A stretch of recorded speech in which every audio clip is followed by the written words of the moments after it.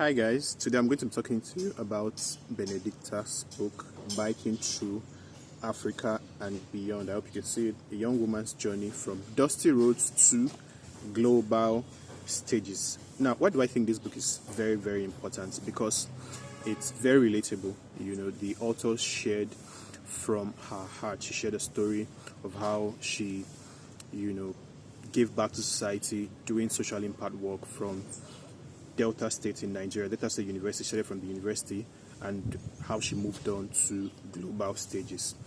All right, and the book particularly speaks to anyone who has this dream of just going beyond borders, just doing something that impacts other people, not just living for yourself, but also ensuring that your work leaves positive and lasting impact on the life of other people. All right, so if you just look at the first line on this synopsis, she said, "We live in a world where women are expected to shrink their dreams." So this is a perfect story of a woman who did not shrink her dreams, who dreamt beyond borders. Okay, and one interesting thing is I laughed so much while I was reading this book. It was very funny, hilarious, very, very, very interesting read. I promise you're going to enjoy it.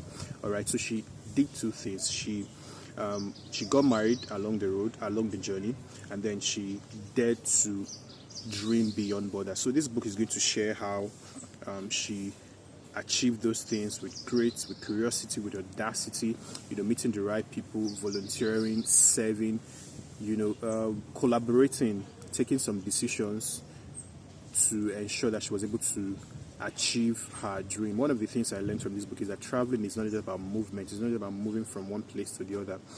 It's about growth, especially when you're intentional about that particular trip you're making and the opportunities it presents. And sometimes people look at you from the lens of your passport.